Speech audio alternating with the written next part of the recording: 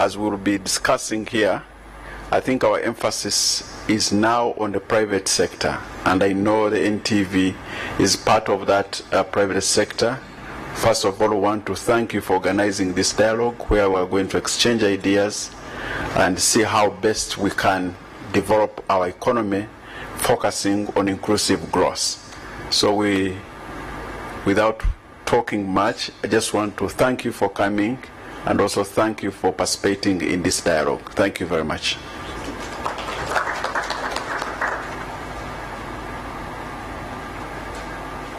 Thank you very much. And at this point, I'd like to invite Fred Muhumuza, who will be moderating the dialogue that is supposed to take place right now. Thank you.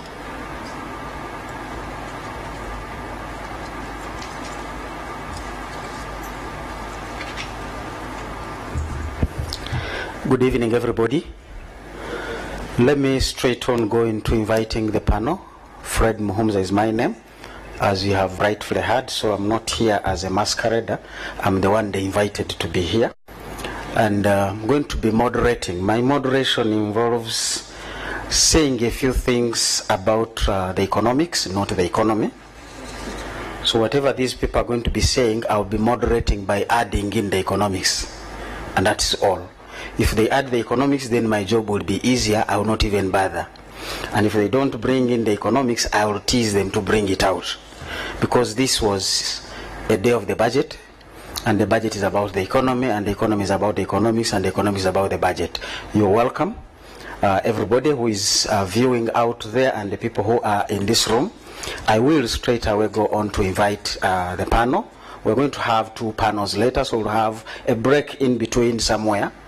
But for now, let us start off with the invitation of Honorable Minister, State for Finance Planning, Honorable David Bahati. Please, you can take one of these chairs where you feel best suited, depending on whether you stay in Kabale where the sun sets. So you can go either where the sun rises from or where the sun sets. The choice is yours. The rest of the people will take their orders that way after the minister has located himself. Hadija Nanyomo, I want to do a good gender balance, just in case the seats run out. Again, you have a choice to see where you want to sit. I'm trying to limit the degrees of freedom for people like Richard Byarugaba, who is next. Go and find a seat wherever there is one left. Geoffrey Onegobel.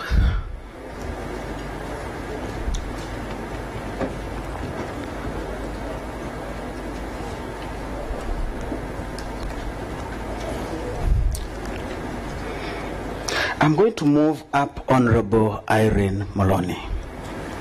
Do I still have a seat? I do. There is always a seat for a minister. So this panel began with the minister and is closing with the minister by way of invitation, not by way of talking. We have a big budget. This discussion is not about the budget. This discussion is about the economy. It's a post-budget. But we may touch a few things about the budget. Thank God the economy has grown bigger than it was. I was expecting that, by the way, out of my old geography, where I'm told El Nino comes every after 30 years. But because of climate change, now it comes every after 15 years. And it's always kind enough. So when 2015 was a dry year, 2016 was a dry year, a very wet year, 2017-18 was supposed to be a good year, and indeed it didn't fail us. But we want the economy to grow 8% and above for 15 years. So we're talking about long-term growth of 8% and above if we are to create the jobs and meaningful jobs. We've made some good strides. So this discussion is about to say, what do we have? How can we leverage it? We have doubled per capita incomes. The Bureau of Statistics gave us information that on average Ugandan employed people are earning 210,000 per month. Remember, month has 30 days. So if you're earning 210, it means you are earning about 7,000 a day. And you are the breadwinner. So behind you is a spouse, and possibly by our average 4 or 5 children. So you are taking home 7,000 a day. to a family of 6. Each person is about 1,000 shillings. So we don't just want to create jobs, we want to really create jobs of value. And that's the discussion we want to have. How can we make this economy do it? A lot is already with us, but can we make it better? And how do we do that? I want to start the ball rolling off with Honorable the Minister who participated in drafting the budget. Of course, only one of them could read it, but they all knew what he was reading, and I'm sure they signed up too. Honorable Minister, 32.7 trillion. That was 33 trillion if we round off. I'm sure you still would have wanted to do a few more things. What are those 2 things you were not able to do given the constraint of even 33 trillion?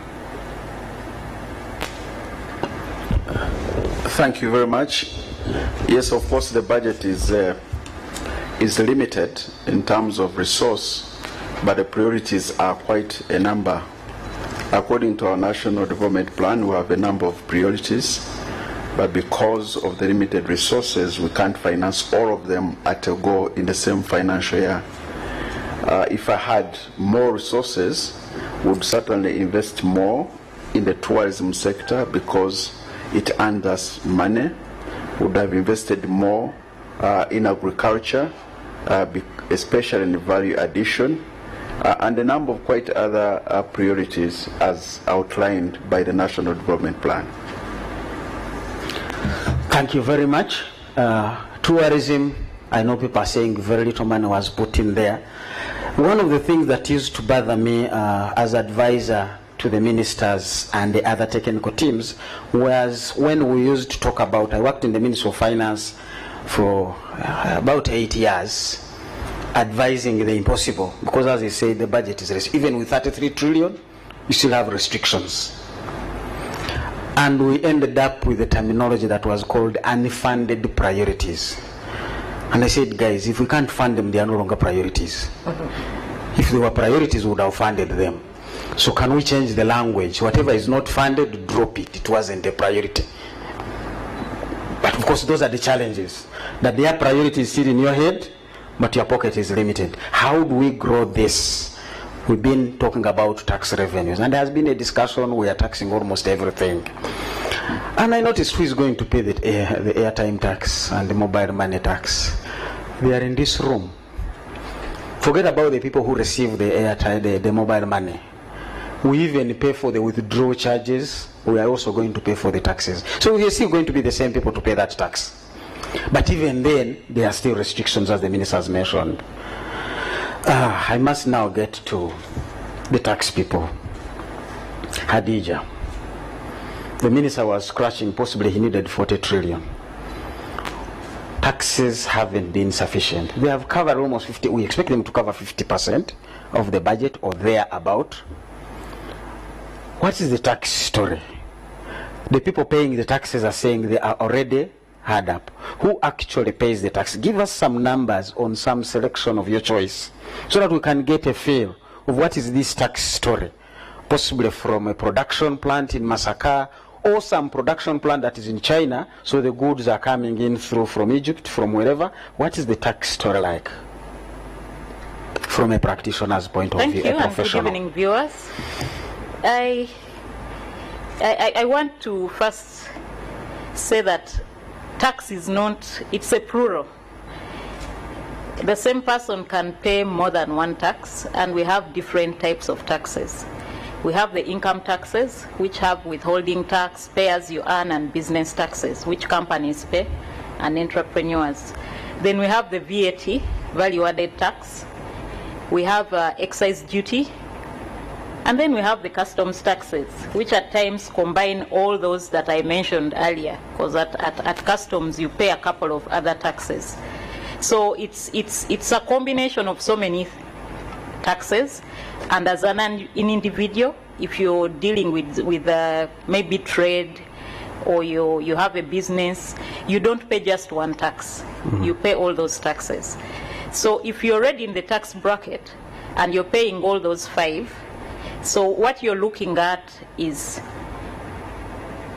my neighbor here who hasn't been paying going to be put in the tax net, coming to pay this year, or is it me again who is already paying going to pay? So that is the discussion and maybe the menace that most of the taxpayers are facing. The question is, are we really opening up or widening the tax base to the extent that we need to do? And each year when the budget is read or when the tax measures are passed, the aim is mainly revenue collection, and there's always the mention that they are trying to widen the tax base.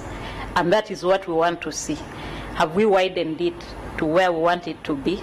We possibly have just deepened it. I don't think we are, because we should be in the 18s tax to GDP ratio, but we are still at 14.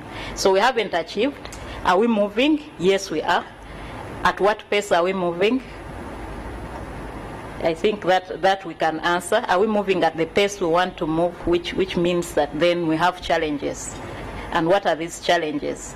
The challenges are not only for the tax policy makers, nor the tax administrators who administer the tax.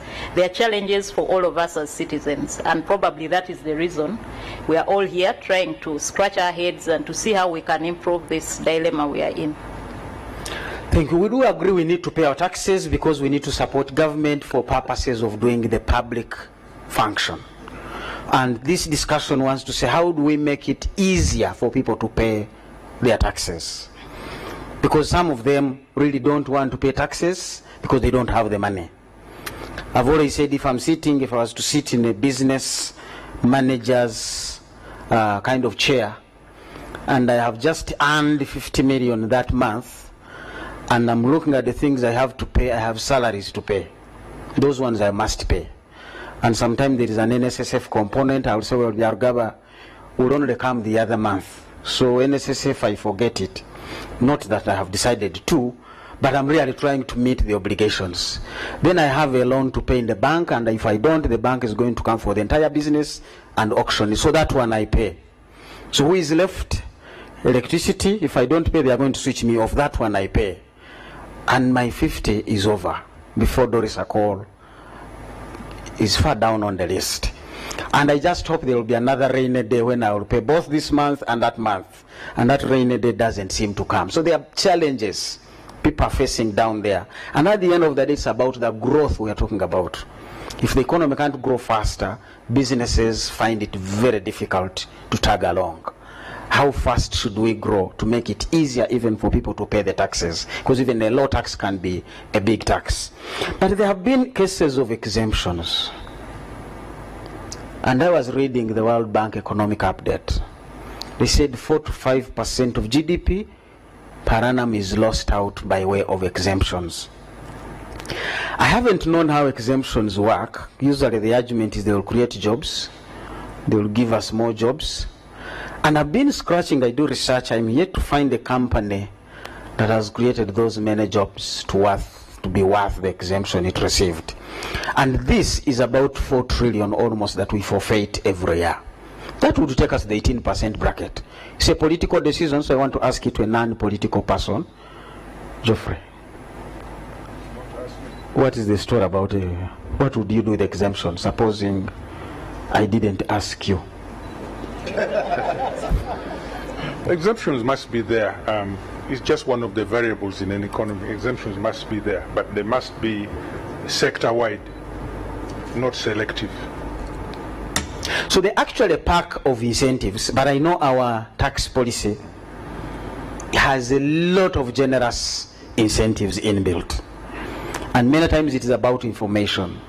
That sometimes we do not engage the investors well to say we have depreciated, accelerated depreciation. We have some loss carryovers that you can do. There are quite a number of inbuilt, and as Vinkas is saying, there are certain sectors that may need exemptions, but that is one area, if one is to get a takeaway, that we need to go and rethink. 4 trillion, Honorable Minister, is quite a lot of money. You might save 2 trillion. And that will take you to 16-18% of the budget. So it's an area that we really want to have a discussion to review. And some of these things we have been investing, hoping the economy will move on. I want to give a blank check to Honorable Moloni. because she might switch off the power. So what is it that you want to tell us about what you want to tell us? I've given you a blank check, and you can use it for the next 2 minutes. Okay. Thank you very much, moderator. A good evening to you all viewers and listeners. It's my pleasure to be part of this panel and the dialogue, especially after listening to the budget for the next financial year. You've clearly stated that if you don't pay, I switch you off. But I think the most important thing for me in that blank check is that I energize all of you. Without me, you don't move. So it's important that we create a partnership that enables both of us to move. My role is to support you so that you move very fast. And the theme for this year's, for the next financial year's budget, industrialization for job creation and shared prosperity. It's so catching and fundamental because all of us, the issues that you're talking about, the growth, how do we improve our livelihoods? How do we improve the quality of service? How do we grow the economy? Energy is a foundation that everyone requires to build on. And so I'm happy that Minister of Finance gave due consideration to make sure that the work that I have already set out to do, to make sure that all Ugandans are energized, that industrialization has electricity so that we can create jobs, is achieved. And from what you heard and listened, His Excellency the President was very happy that at this material time we would rather suffer from constipation of electricity, but it's that electricity that will attract investors. When investors come, then they will put up industries which will add value to what we are producing. Agriculture, minerals, all these natural resources, if we add value to them through industrialization, we are definitely going to grow the economy. We are going to improve the livelihoods of our people. We are going to create the much needed jobs. So, my sector, extremely important, and I need that partnership with all of you, all Ugandans. I really want to serve you. The issue of the tariff becomes pertinent. Yes, we want to attract investors, but they want cheap power. Ugandans want electricity, but they want it cheap. But at the same time, I want you to understand that before that power becomes cheap, let it be there. For that power to be generated, we need to sink in money. We already have projects which are going on through loans. We have created an enabling environment for the private sector to participate in the energy sector. We have very many private people participating in the energy sector, generating electricity. They must earn a return on what they are investing in. So when you look at the whole package as it is, you need a bit of patience. We are ready and willing to serve you to the best. We want you to enjoy electricity at the least cost possible. But you give us a little bit of time because we need to plan for everything. We need to sink in money to generate that electricity. Now we want to get more people other than the industries, the 25 industrial parks which are going to be constructed across the country. Those are going to consume this much electricity which the President was talking about. And we are continuing to generate more. Okay. But at the same time, we also want to reach out to the masses. We know there's been a constraint of connection charges. We've just recently passed a policy as government. We are now reaching to your door. We want to get electricity to your door and you pay for what you consume. And we will progressively continue as we get more people, more factories, more generation, the price of electricity will eventually come down. For the manufacturers who are going to create the jobs that are really much needed, we have been undergoing a negotiation on the Bujagali. It's one of the projects privately developed, performing very well, but because of the way the financing was structured, the recovery of the investment was over a shorter period, and therefore the tariff was slightly higher. So we've gotten back on a round table discussion, we've agreed, we've restructured the financing, and the Bujagali tariff is now going to come down from the 13.8 US cents to about 8 US cents. And that is coupled with the tax waiver that was granted by Parliament. But once we get there, the next stage is who benefits from this reduction? I'm waiting. Now, you will agree with me that if we are targeting job creation, then the manufacturers should be given first priority so that they are able to operate 24 hours, bring more factories in this country so that we create more jobs. So the more attractive we make that tariff for the manufacturers, the better. The president directed, I want manufacturers to pay not more than 5 US cents. You can sympathize with me. I've not been sleeping. Okay, thank you very much. And we are not sleeping either. A friend of mine said the problem in Uganda is the poor are not sleeping because they are hungry, and the rich are not sleeping because the poor are awake. So both me and the minister are awake, and you can know who is poor and is not sleeping because he's hungry. Is there any medical doctor in the house? I know they are out there.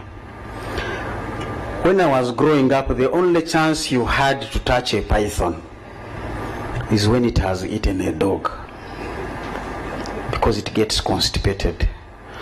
Minister talked about getting constipation of power. It can be very dangerous because you don't move.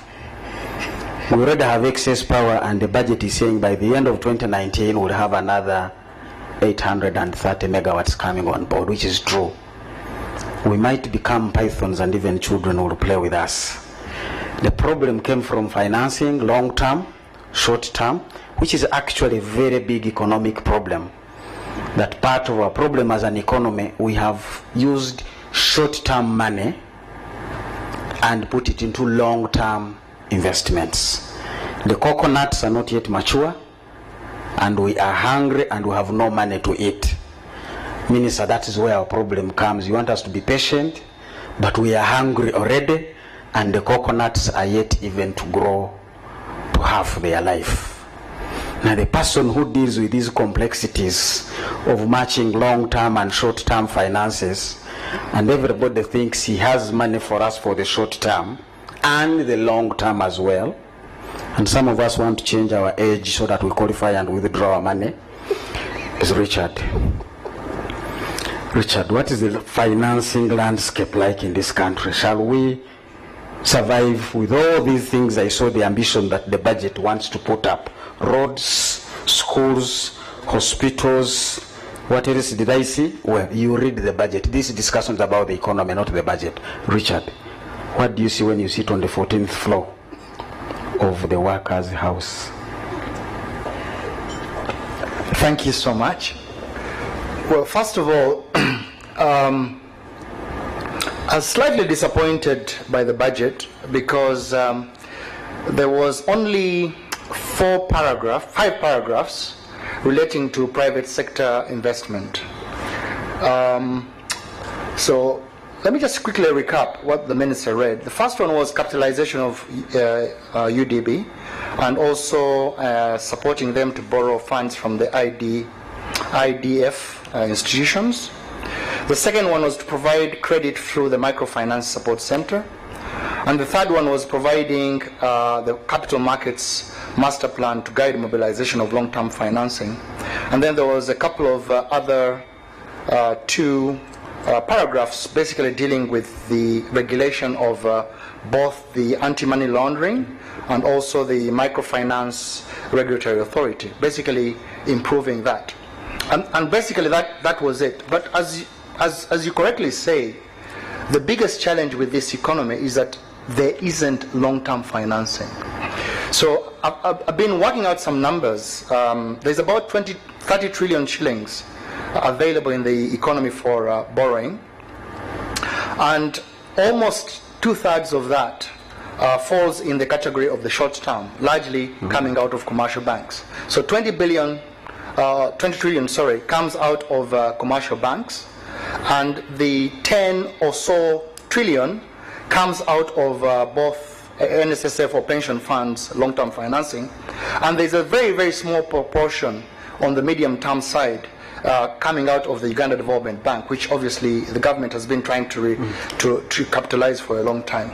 So the challenge is that anybody who has anything to do in this economy either wants to borrow money for trade finance or wants to borrow money for private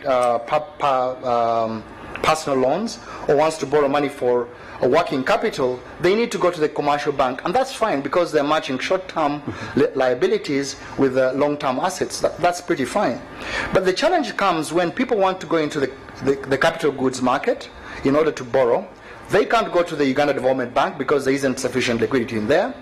There isn't sufficient liquidity in the long-term side of the pension side, especially NSSF, and therefore they end up all crowding out the short-term end or the short end of the yield curve, and that continues then to increase the cost of capital. So if you look at the challenge that this economy has, high interest rates will not be tackled until we've been able to resolve the situation of having long-term savings, and that basically means forcing individuals in this market to actually put their money in for the long term. So I believe that one of the things I hope that the minister would talk about is, first of all, the reforms within the pension sector. One of them is he actually talked about but didn't provide any clarity, is how do you deal with the pension, the public pension? In other words, creating a fund from the government civil servants, but also increasing the amount of opportunity that we can give, NSSF can give to the private sector by allowing a lot of the individuals who currently do not have a savings to be able to get a product within the NSSF. And I would have thought that if that was became a priority for government, then the issue of long-term savings would be dealt with so that we can bring the cost of capital down and actually deal with both the capital markets and also the capital goods market. Thank you, Richard. I hope you have understood. If you haven't, in many words, you said there is no long-term money in this economy. This economy is 101.8 trillion, and only 30 trillion is available as liquidity. 20 trillion of that is short term, I mean for cabbages, for school fees, for your rent, basically those things, 0 to 3 years. You go long term, you only find Richard there, and Richard is already overcommitted to Honorable David Bahati. The little money is left with is those who are retiring and they want to be paid, and the other money is to pay his workers, basically operational resources. So where is long-term money? Malema was saying, Mama, you didn't give me a signal. I don't know how many of you remember that. We need a long-term signal in this economy, and we can't go to Mama. She's not available. But I have some guy who comes from long away from Kampala. Maybe he knows the issue of long-term things. Geoffrey, who is the long-term signal here in this economy? Can we find any? We need money badly, long-term. If we are to deal with Honorable Muloni's problem, and she doesn't ask us to be patient even when we are already impatient. I think we need to have a serious conversation and change the narrative, because year on year for the last 3 decades of this budget framework, we have been talking about the same thing. To answer your question directly, all manner of funds are available in Uganda. For this size of the economy, all manners of funds are available. Medium, short, and long. What is called a challenge. It's the signal from the Minister of Finance in his budget framework. If you want long-term money, you have to send the correct signal. The money will come. But as we all know, to date, all the signals which are in the budget framework, actually for the last 3 decades, have been short. If you want my friend Richard here to park his money in a long-term instrument, the instrument has to be there. And it can only come from the Minister of Finance in consultation with the central bank governor. Now, the consensus is out there. I come from the capital markets industry. That's where I feed my family from. We're all agreed 100% that if a signal came, we shall respond. But why is that signal not coming? It's not coming because there's a comfort zone. Sometimes I think that my friend, the governor, and the Minister Kasaija are so traumatized by the exercise, the tough exercise of stabilizing the economy. You remember those who are as old as me, remember those days in the early 80s. I think, moderator, you were... I was running after squirrels. So I was old enough to run. It was a tough fight. They succeeded. They succeeded brilliantly. However, to get out of that comfort zone has been very, very difficult. Now, we are saying, moderator, that let us get the signals correct. And in order to get the signals correct, let's have a serious conversation now, immediately, like after this budget. If Onego Bell is saying the money is there, what is the solution? What is the signal we should go out there to trap that money? We must have that conversation. The stakeholder groups are ready and willing. Richard here has been waiting like forever. He has no money. Richard, for example, Richard could expand his membership base by exponentially, let me put it like that, provided the signal is correct. So, in short, moderator, we need to review and harmonize these signals. And by harmonization, I mean that the NDP is waiting for this signal. We have an NDP framework which is quite responsive to the hopes and aspirations of Ugandans, but it is not being talked to by this budget. The budget is very short term. And the NDP is not waiting because it's going to expire in 2021.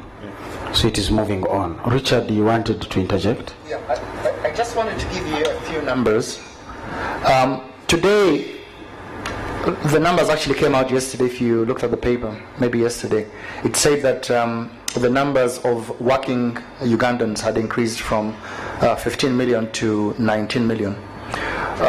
So if you looked at the numbers when there were 15 million, there was about 4 million who worked in the formal sector. So I believe that number has probably gone up to about 6 million of those who are in the formal sector. But the NSSF today covers only 2.2 million individuals, and we know that about 500,000 is covered by government. So there is 17, 18, almost 2-point-something million who are not covered by any scheme. In other words, they're not contributing any money.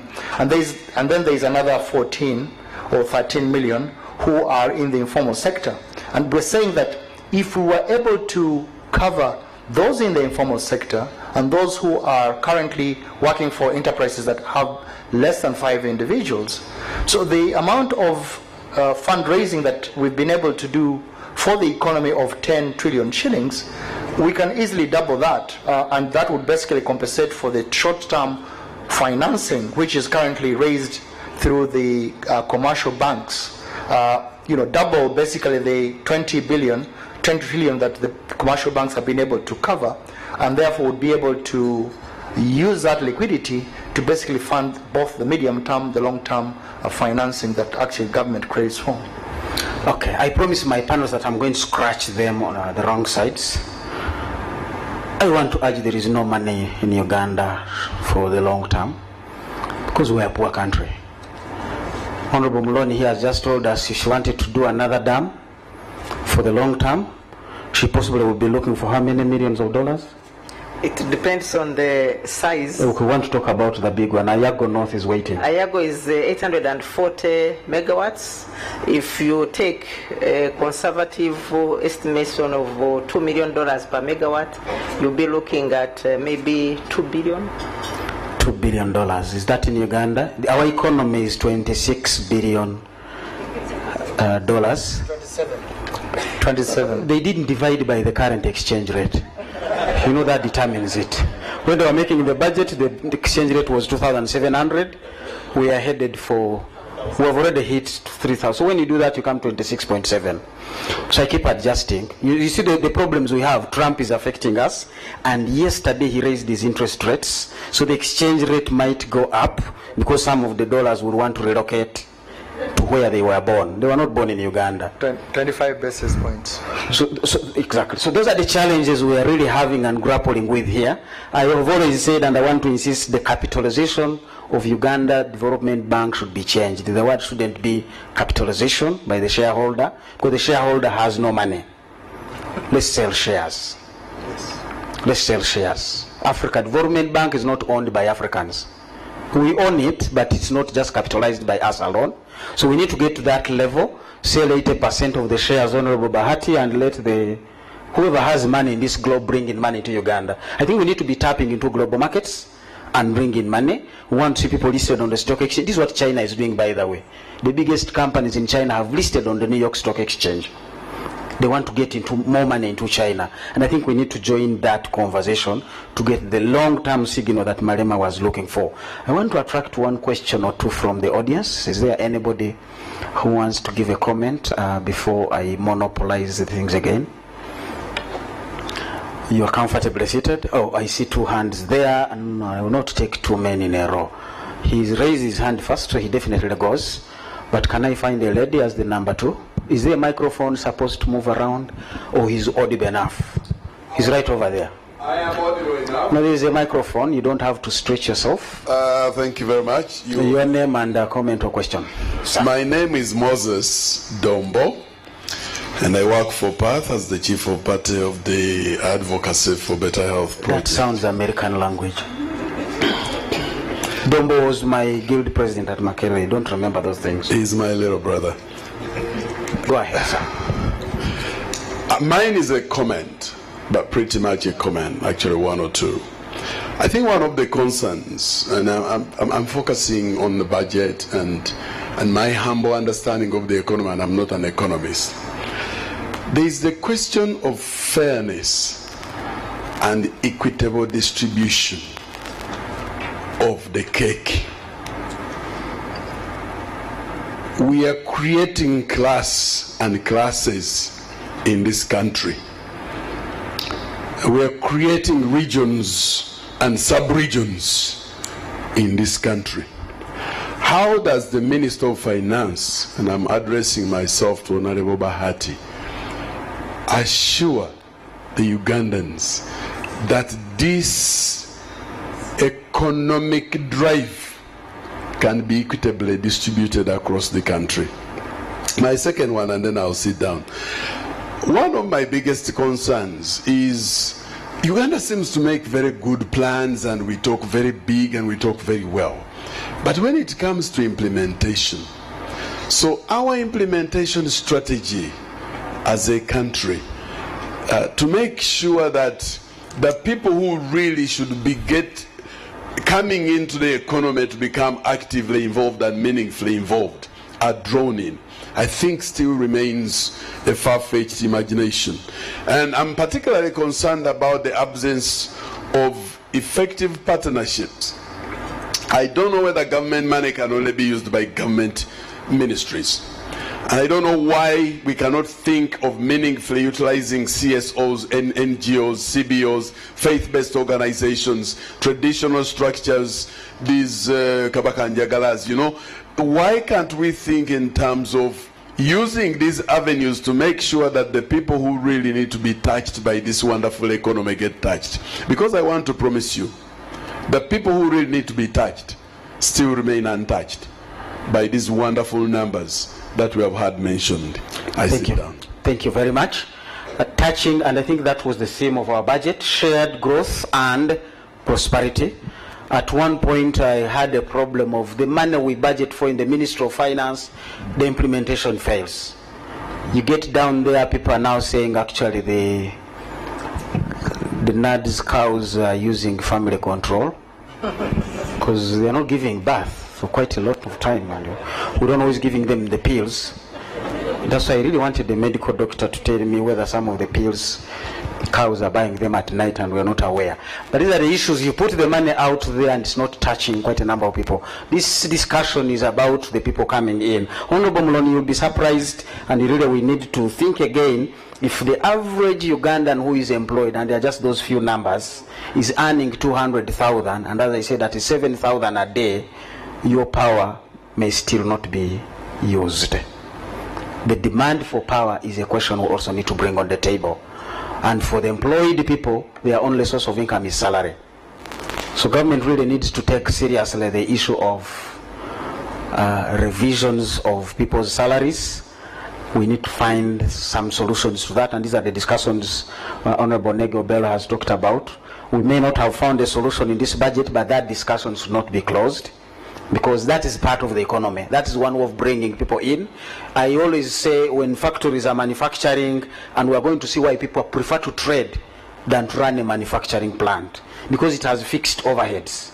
Trade, you can easily manage your trade volumes. You order less, you order more, depending on the market. But once a factory is there, you must run it. So I'm going to ask Hadija to tell me, and I will come back to you, sir, for your question. I saw your hand. To tell me, why are people still trading even after we put on all these taxes? What are the taxes on some just one or two commodities that crosses the Malaba border? So that we can see why are people still trading rather than manufacturing when the power is coming on board. Thank you. I think it's a question of formality and informality. We need to look at those that trade and those that have factories. Who is in the formal sector, who is not in the formal sector. If I take an example of some items where they need protection, government protection, we have a list of what we call sensitive items, and two of these I'll just speak to. There's sugar, there's rice, you'll find cement, soap, items that really need protection from competition from foreign countries or the more developed countries. But what is really a puzzle is that if you take an example of sugar, sugar attracts on importation. If I take a ton of sugar which costs $1,000, it will come in and import duty is 100% or 420 metric tons, $420 per ton. But for simplicity, let me use the 100%. So if you have import duty at 100%, that is $1,000. It has excise duty. Each ton is 50,000 Uganda shillings, which translates to about $15. Yep. So that gives you $150. It has VAT at 18%. There's a way it is calculated. It's not direct on the 1,000. So if you put that into consideration, it comes to 387. There's withholding tax. There's a list of exemptions, but it's for compliant taxpayers. So I'm looking at a person who is trading and they are informal and they are not so good in their compliance. So I'm looking at them not being on the withholding tax list. That's who are another the majority 6%. Actually? That is $60. We recently got infrastructure levy, 1.5%. That is another 15. And on top of all that, there is an internal mechanism where the Revenue Authority says if you're not VAT registered, we are not sure that you're complying. So when you import and your goods are above a certain amount of dollars, we are going to charge you an extra 15% VAT, domestic VAT, on top of the 18. So if you add